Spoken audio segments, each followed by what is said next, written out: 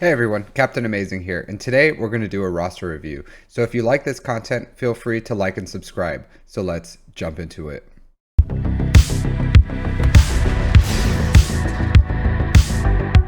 So today we have Tren with Imperial Break Rooms.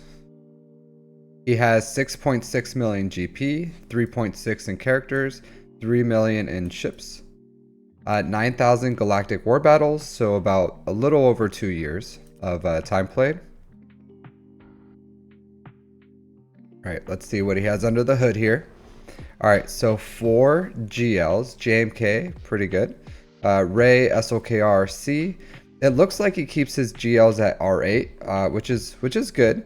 I personally don't put them at R8 right away. I prefer R7 just so I can start working towards my next unlocks. But there's absolutely nothing wrong. I'm sure they perform wonderfully at that level, and it's probably an advantage for him. So maybe he has some better RNG. Let's see. So he has a Star Killer, Padme, no Omicron on Sidious. That's good. I don't know why. Lately, I've been seeing a lot of Omicron Sidious, and I don't like it. I don't like it. Droidico Omicron. All right, so a little bit of investment in TB or TW. It looks like you have a mix here. Yeah. So I see some Grand Arena Omicrons, some TW Omicrons. Honestly, I'm not a big fan of the Zam Wessel Omicron. I'm sure it has uses. I'm sure it has uses. But until she's Relic, I would say it's not really worth it in my opinion. It's not like you can get that Omicron back, but you know, just for future viewers, I would say if you go for Lord Vader and you have her at Relics and you have some extra Omicrons in your pocket, go ahead. But personally, I don't plan on applying that one. Maybe ever. I don't know. I do have a lot of bounty hunters, and Zam isn't one of them that I've really invested in because I don't have Lord Vader, and I don't feel like that Omicron is really great. And there are times where I think the only time where I would want to use it is against Rogue One with Radis. If I was going for a aura lead, I obviously can't use Fennec for that because she attacks so many times that she would put so many of the what do you call it, the exposes on herself. So I wouldn't want a Fennec there, who's usually my 5th if I'm looking just for a disintegrate. But Zam would be a great choice for that. So but is that worth an Omicron to me? Not really. Not really. I could just throw in like a Boba or something for that 5th slot, and it's not a big deal. So I don't know. Just something to think about for the future. For those who are watching this, like, is Zam really worth it right now in this environment? With I would say probably not. But I'm sure she's maybe you're finding a use for her somewhere. Zori, I like Zori. Poggle, yeah. So I like the balance. I would say if you have Iden, even low gear, for her ship, take her to gear 12. Put some mods on her. put some mods on her. And then get her Zeta, because she's just gonna die without that Zeta. She doesn't have that self revive, so something to think about. Otherwise, they could just like go straight for her and kill her and take her out. So it's not the best. It's definitely a weakness, and if you do use her and your opponents notice that she doesn't have her Zeta, they'll just kill her. So if for her ship, I would say gear 12 is worth it. Also, believe it or not, even in Kyber 3, I get people who underestimate low gear items, and then I just win. Like, I just win. Like, they just lose because they underestimate her. She gets a hold, and that gives me enough wiggle room so that I'll clear them with efficiency. So something to think about. Something to think about. Just taking, since you already invested the Omicron, at least put the Zeta on, take her to gear 12. It's worth it. It's worth it in my opinion. All right, let's see. I see some separatists love in here. Let's see how much investment you have in your separatist. Good amount. So you have a good Grievous team. I don't see Stop in here. Stop. I don't see stopping here. You don't have nuke gun rate either. It's no longer necessary right now to have nuke gun rate because before he would be the fifth in Grand Arena. Now I would say stop is probably going to take that fifth spot. But you know, I guess you're using Droidica right now in Grand Arena. I would say, you know, it's okay, I guess. I would rather probably have, honestly, before a Gear 12 Newt Gunray than a Relic Droidica in Grand Arena. But I like Droidica is great for TW, and then I would say for Grand Arena, you're probably going to want stop sooner or later. Probably like way down the line. We don't know really what it's going to do. So no reason to overly invest in it. Who knows? Maybe it has some good low gear environment. It's the fastest non-GL in the game. Maybe worth just a low gear like Omicron Zeta kind of like just at Gear 3. Maybe it's viable. I don't know. We don't know. So we'll see. But something to think about. Just keep your eyes open, see what's happening in the meta with it, and maybe you'll want to get some early investment on that stop to round out your separatist droids. But it's obviously not a priority because you have a full separatist droid investment right now. But in the future, who knows? Maybe it's something that'll be good for you. All right, let's see your ships. Pretty lackluster ship investment here. For what you have. So I would say at where you are in the game, you should have 2 GL level ships. Let's see if you at least have some investment. Nope, you do not have the invest in a Marauder. Like that Marauder investment, if you don't have an answer right now for Leviathan, which you don't, I think you're in Aurodium 1 and you're only at 6.6 million GP, but I think you really need to consider how are you going to counter a Marauder? Like, how are you going to do it? Because I imagine you probably throw your Executor on defense, or maybe you just put like absolute garbage on defense, and then you just take your 3 best ships on offense. But yeah, you don't have an answer for it. And I would say this, right? If you can get TIE Defender to 7 stars, get her to Gear 12, at least throw some mods on her, you can sometimes get a reliable 2-shot with Leviathan, even at 7 stars. So that's what I do, because I put my Leviathan and Executor on defense, and then on offense, I can usually reliably, like, I don't know, like 80% of the time, 90 right now, actually, I can reliably 2-shot Leviathans even at 7 stars. If it's less than 7 stars, it's close to 100%.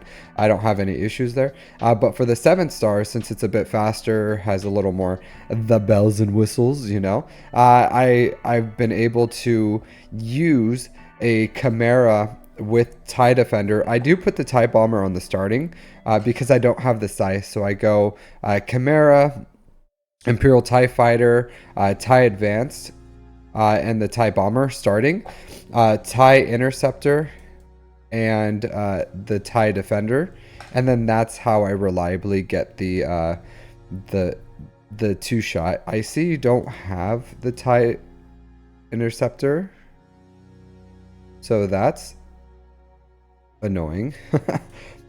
So if you could do that, that would really help you. Otherwise, like right now, here's your options as far as dealing with Leviathan. You get a Leviathan, you get a Profundity, and you take it up to at least 6 stars, but that's still not 100%. Preferably 7 stars, or you get and start investing in the Marauder. Honestly, for you, the probably closest thing you can do is just invest in this Marauder, get these Bad Batch characters up and running, and then you can use the Marauder with Galactic Republic, and that's probably the closest way that you could get a reliable at least 2-shot for Leviathan, because being able to get the full clear is pretty powerful. If you are able to get a hold, maybe you could like do something for Grand Arena with your Executor, but I imagine your Executor maybe an Aurodium is holding for you, or like getting one hold, but Executor right now has so many off meta counters and it's like middle of the pack. It's good, but unless your opponent is a bad player, they're gonna easily clear your Executor. So I would say you should at least get some investment in Marauder. I know the Bad Batch are kind of expensive. They're a great team. They're good on ground. Their ship's fantastic. If you can get that up and running, then you'll have a reliable counter for Leviathan, and then you can start getting those full clears against your opponents. And especially once you get your First Order up and running and get that TIE Enchilada all the way up, your First Order SF TIE Pilot and your Finalizer, you get all those stars up, and then bam, you have an Executor counter and you have your Leviathan counter, and you'll be good to go. Other than that, like your fleets just aren't very impressive, not to be honest.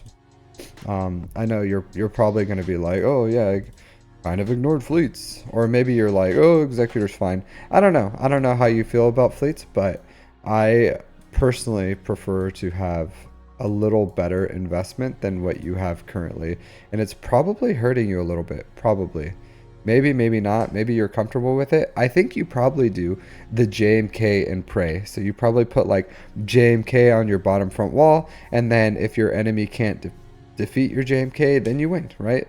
That's how you probably have been doing it. But I think you could probably still do that, but have an answer for their fleets, and then you could reliably stay in Kyber. I understand that your GP is still a little low, but I've seen people up in Kyber who have similar GP, because you have 4 GLs. Like Rey is an excellent defensive GL, JMK is an excellent defensive GL, Supreme Leader Kylo Ren is great, C is good for offense. So C can take out like JMK, SOKR can take out Jabba or Leia, and then if you can off meta the rest, then you are in a good place.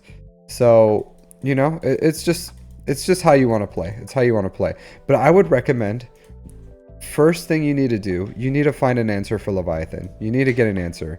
Whatever it is that you can do, find an answer for it, and then from there you have the flexibility to do whatever you want. My recommendation for getting that answer, Marauder. Of course, you're going to passively earn like TIE Interceptor, and then if you invest in Inquisitors, which you should, so that you can get Reva, then you'll have Scythe once you unlock that, and then you'll have your JML counter, and then you can save your Marauder to counter like Executor or something, or whatever else they put on defense. But like, it doesn't hurt to have more fleets. Start rounding out your fleets. Other than that, I would recommend, as far as GLs, Hut Cartel. Get Jabba in your life. Like right now, you're not really in the position to farm for Jabba, but if you invest in Bad Batch and then into Jabba, then you will have the kind of the bandwidth to do that, because Jabba is such a great GL, it's going to give you Smuggler's Run 2. It's going to give you excellent offensive and defensive GL. So there's a lot of things that it does for you. So Leia right now is a good offensive GL. Obviously, you're not going for Lord Vader. You're not going for Jabba currently. Let's see what else you have in here. Maybe JML. Let's see. Probably JML. Yeah, you're pretty close to JML, I guess. So you're Jedi. What are you looking at for Jedi Knight Luke? I don't see Jedi Knight Luke in here. So JML and Jedi Knight or Jedi Master Luke have great farming synergies. Once you have Jedi Knight Luke, then you pretty much have the hardest part of both of them. So I would say, if you work on Bad Batch, go get Jedi Knight Luke, and then from there you can go JML Jabba, JML. I always recommend Jabba before JML. If you're that much closer to JML than Jabba and you're just like farming shards, then yeah, go Bad Batch, JML, Jabba. Or if you're because you're not that close on your stars for Bad Batch, you can go JML, Bad Batch, Jabba. But your number one priority should be getting an answer for Leviathan. And then from there you can go JML Jabba, Jabba JML, or whatever you want to do. I do like the amount of depth your account has. It looks like when you start a farm, you finish a farm, so that's great. Let's look at your mods though. Okay, I like a fast SLKR. I would prefer a little faster, but and it looks like you have health on there, crit damage, triangle, excellent, good damage. So good mods on SLKR. Good job on that. I do like a little more speed, but you know, I'm sure it's fine. Yeah, okay.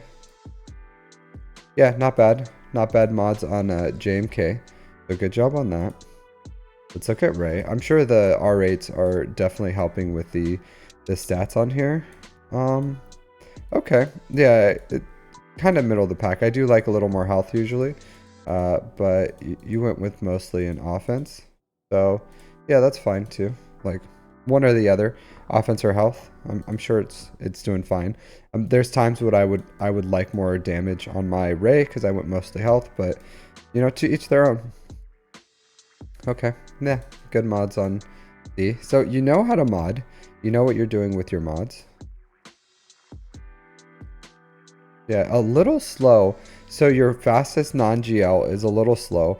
I think, but I get it. Like you put your investment in your, that's okay. Like, I do think, if you can get Smuggler's Run 2, that's gonna really help you with your, just overall mod depth, because you're, yeah, they're okay. Maybe you just like to spread out your mods. I don't know. Let's see. But your mod height is, yeah, 311 for Rex. That's pretty good. Okay. So these are naturally just fast characters too. So wow, that's a really fast gas. 305. Blazing fast. Protection, crit damage, speed. I would say just throw a protection. Oh, 5% offense. Okay, yeah, I understand why you did this. I understand. How much protection? Yeah, I guess. Yeah, I guess that's fine. Yeah, that's hard. That's hard to say no to that 5% offense. This is a great mod though. So like personally, I would probably go protection primary on here. Just because I think if you take the triangle here for crit damage, which you should, you want as much protection as you can. But if you use this with JMK, then like in Squad Arena or something, and you care about that, or sometimes you use him with JMK, then yeah, maybe this is like a good blend of stats so that he's like fast acting with Jedi. But personally, if you can find a protection with high speed substats, then hey, that's good. If not, and you're happy with this is also good protection too. Not exactly like you do lose like 14% protection or something, but you gain 5% offense. So, you know, I don't hate it. I don't hate it. And if you wanted to leave that there, then hey, go ahead. But I've seen some blends there. Some blends. So your mods are good. Your mods are good. I do think Smuggler's Run 2 is going to help you elevate your mods, because I think you're farming like a lot. Maybe you're farming a lot of new mods or something, or you're just recently starting to have the bandwidth to do mod refreshes. So let's see what or maybe that's what's hurting you is yeah, you're getting okay. I'm sure you get okay fleet placement. But I think once you have Jabba in your account, you're gonna see like you're gonna look at it and be like, wow, I really was missing out on that mod income. And it's a difference of having like good mods and great mods, because the income that you get from Smuggler's Run 2 is just chef's kiss. So I would say if you want to, you can go for Jabba before JML, but I do think you need an answer for Leviathan. You absolutely need it. You can't just be running around Grand Arena just hoping you don't run into Leviathans. That's not a good strategy. So instead of hoping for luck and just having opponents that you can't beat, build your account where you can deal with whatever that your opponent throws at you. Like sometimes there's just matches we're going to lose because our opponents outclass us, but having the bandwidth of just losing every single match where someone throws a Leviathan on defense probably isn't great. So you're just going to stay in Aurodium 1 and then get knocked back down, because a lot of people in Kyber have Leviathans and they're going to place them on defense, and you're going to have trouble clearing those, and then you're going to get pushed back down into Aurodium, and then you're going to climb back up and then down and then up. So my recommendation, hey, just find a solution for your problem, and that solution probably for you is going to be Marauder. Otherwise, like if you're close to the TIE interceptor, then that could be somewhat of a solution, but it's still not great, and I think the Marauder would probably be the best for what you have in your account, so that you can deal with these. And then if you build up Plo some, then you can also turn that Marauder into an Executor counter if that's all they have on defense. Or you can also just use the finalizer once you get that up. So it's going to take time. It's going to take time to develop these fleets. But I think you should put a little more focus in your fleets so that you can get an answer from there. So other than that, I would say whenever that new 2024 ship comes out, you could also just go for that, and that would like firmly solidify what you have going on in fleets. You would probably throw that on defense in Grand Arena, honestly. So it's probably best to find a answer for Leviathan the sooner rather than the later. Other than that, like, you have a great account. So thanks for letting me look at it. Again, thanks for letting me look at your account. If you like this content, like and subscribe. If you want your own roster review, go ahead and join my Discord community. There's a request a roster review channel in there. Otherwise, like and subscribe, and take care.